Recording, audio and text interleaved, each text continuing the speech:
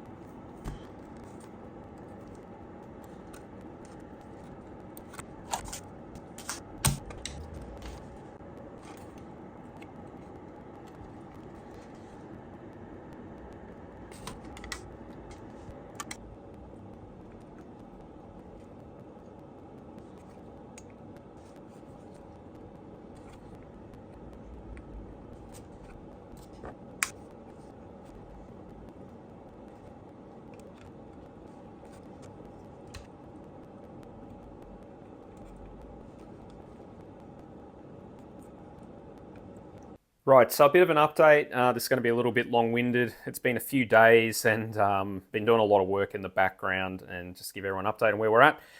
So the power supply board is back in. It's all working, but when I put it back in, there was a weird buzzing noise.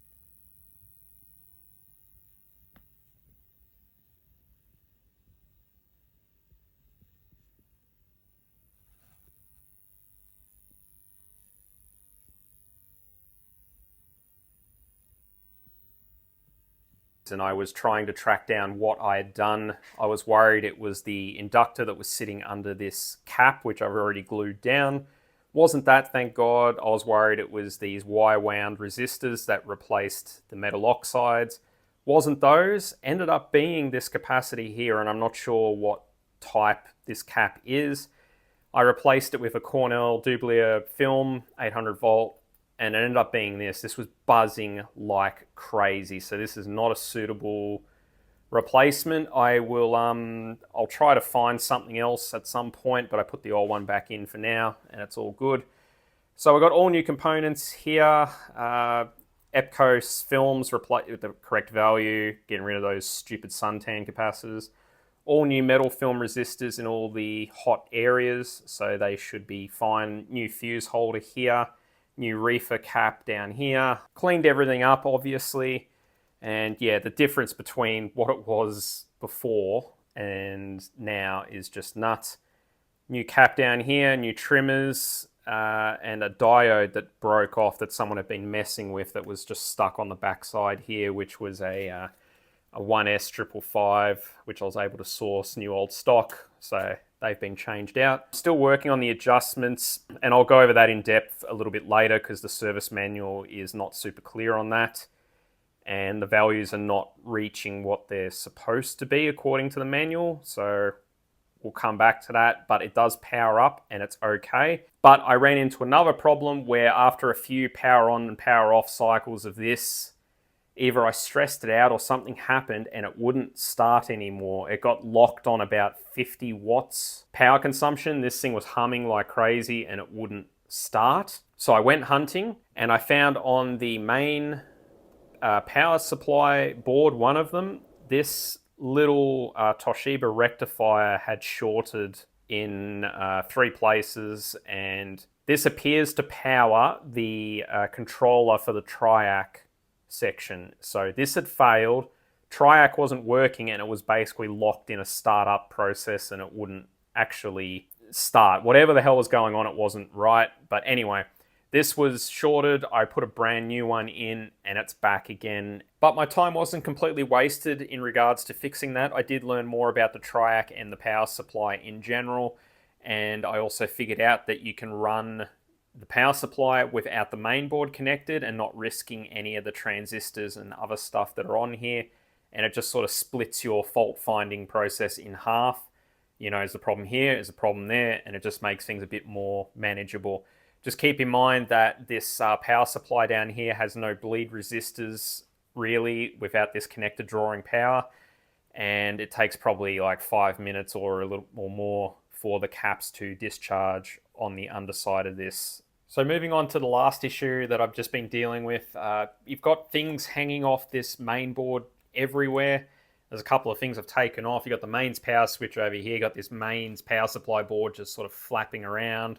And it's hard to keep track of everything, and I'm moving this board around a lot. And this LED front panel board finally found something to short itself out on. I should have wrapped it in tape like I did with this one. I'll do that after this is sorted. And yeah, it shorted out a supply rail going to the LEDs and did a little bit of damage in here. So the mains supply transistor is basically dead. This one had a leg completely blown off it. I've done a little bit of testing and that seems to be all the damage, and these are the components directly connected to each end of this, and hopefully that is all that is wrong. So I've got 2 transistor replacements here.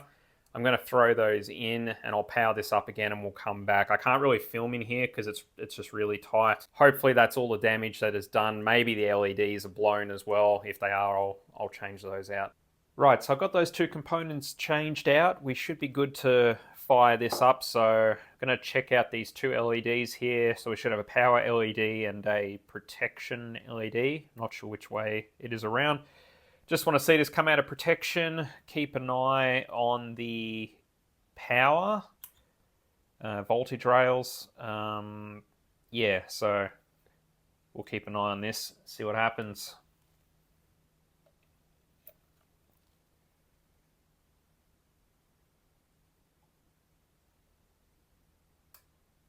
Looking good. LED is on. Surprisingly, that didn't die.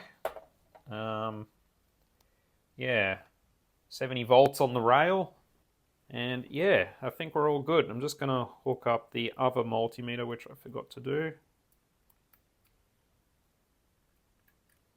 60 volts. Yeah, I've got to check on those rails, but we're looking all good there.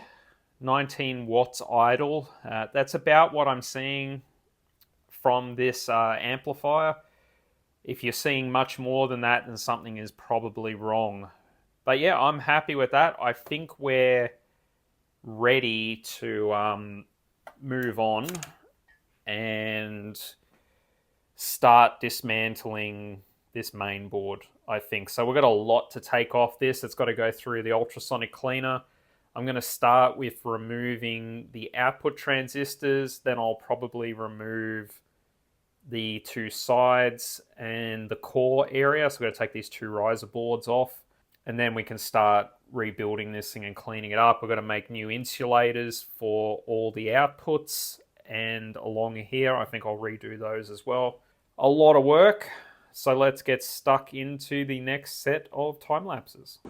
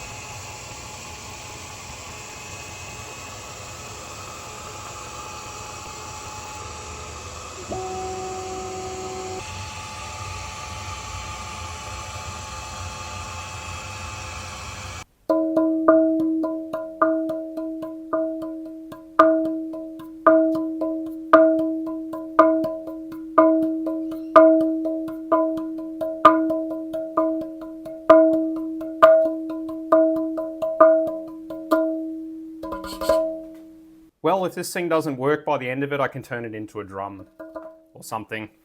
Yeah, so got this all stripped down in the output section, and I just remounted this plate just to check if it's flat and everything's looking good there. And I think we're doing pretty well. I don't think we're going to have any issues there. I put it in the ultrasonic cleaner, as you saw, and all the paint came off. I didn't even know it was painted. I thought it was anodized, but lo and behold, they did some sort of a paint on it, which is really stupid for a thermal interface because paint is actually an insulator. So I'm sort of glad to get rid of all that.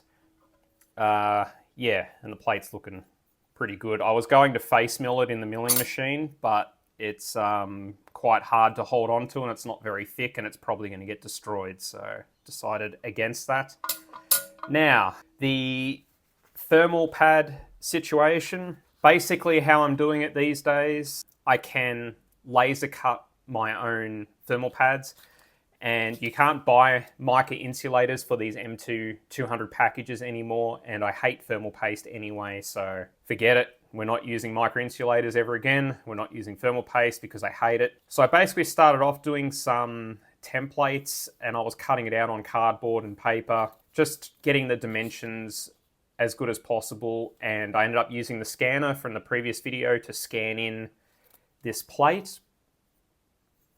And then I took some measurements with my calipers, so, you know, just checking the overall dimensions so I could recreate it. And then I was overlaying some holes over the top of everything. It took a few iterations, and I got there in the end. The MT200s were pretty simple. I just basically measured the two dimensions, and then basically did some rounded radius corners and aligned the two mounting holes, which were in the specification for the transistors anyway, and that was all good. So yeah, laser cutting these is absolutely amazing. I can make anything I want. I don't have to buy them, and Berquist do not sell their high-end thermal pads in like specific sizes that I've been able to find, or specific package types, so I can buy their high-end thermal pads in a massive sheet, and then I can cut them to size now. So anyway, I had to make a large pad that is going to sit on here, and it can't be the same as this because there were some cardboard squares that were sitting along here to stop the PCB from touching the frame. So I made this a little bit bigger, and everything is looking amazing. I oversized it a little bit, so we've got some wiggle room, and I think that could not have gone any better, really. And I'll just put that aside, but we're going to remount the outputs now, and we'll put them back on the plate so we've got less stuff floating around. Got all new fasteners here. Chuck all that back on, and we'll put that aside, and then we'll move on to the next part of the main board.